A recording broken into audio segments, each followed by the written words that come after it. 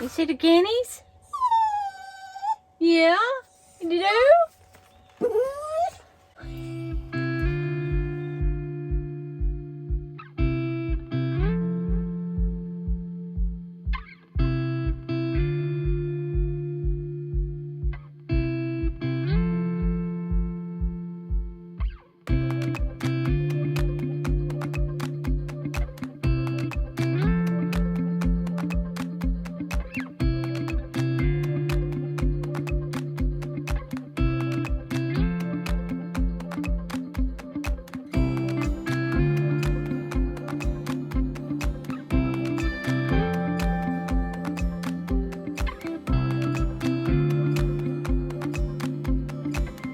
Frugal RV Gal putting grommets on for me.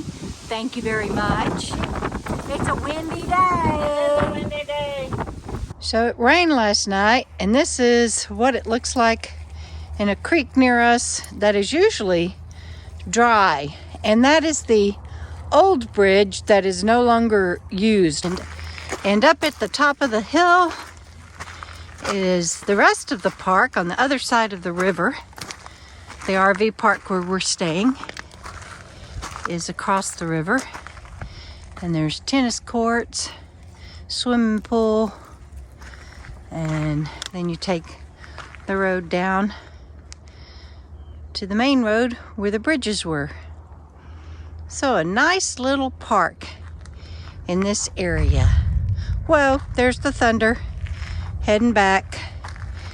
It's got a lot of trash right now because of the rain and the waters, but you can see Frugal RV Gal and Sammy heading up the other side. But this little wash, it's washing out. If it wasn't thunderstorms, I would get a big trash bag and come pick as much of this up as I can. But look, it is just crumbling. So we're having to be very careful. Okay, you can see how much water we have behind Frugal RV Gal's rig. We're visiting our last roses on this Texas trip.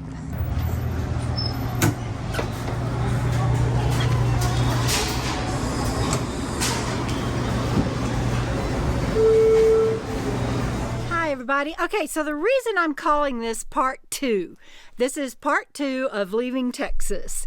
And the reason that I am calling it part 2 is because I kind of didn't do a segue after we left Rosa's restaurant that you just saw. And we then ended up traveling like 550 miles in 24 hours. Let me explain. All right, first of all, I got Phoenyx out of the shop. And I want to thank Larry's Automotive again in Bront, Texas, for just being the most wonderful people and the best mechanics, and for taking such good care of her. The power steering pump had to be replaced. The power steering coolant lines had to be replaced. The oil engine coolant lines had to be replaced. Now, one of those lines, I can't remember if it was the engine oil or the power steering coolant lines, had to be fabricated. And the people that normally do that for them wouldn't do it because Phoenyx is so old and they didn't want to warranty it. So Larry and them fabricated it themselves using a very thick hose, and he had to travel. He said he had to go to so many shops and stores to get the necessary clamps and parts that he needed to fabricate it, because they're not a fabrication shop. So again, Larry and staff and everybody there, and Savannah and everybody, thank you. So that was one thing. And then we headed to Monaghan Sand Hills State Park. And you guys, Bandit, he loves the ocean. That little boy, he had never even seen grass blow. And when I first got him, when grass would blow in the wind and move, he was scared of that. He had never seen a grasshopper or anything like that, and he was scared of those. And I don't think he had ever seen sand dunes before. And he was just like, yeah, I don't like walking on this too much. But Sammy, she just played and played and played. And Jana will probably have something on her Frugal RV Gal channel as well. So be sure and check that out. I decided to go into town, and Jana and Sammy stayed in camp. And I exited the freeway and didn't even get 2 blocks into Monahans, and I got pulled over. And if you haven't heard by now, I ended up getting handcuffed. I'm not going to go into that now. You can watch the live that I did on Friday night, and I'll put the link below. Obviously, everything turned out because we have now made it and are at City of Rocks State Park.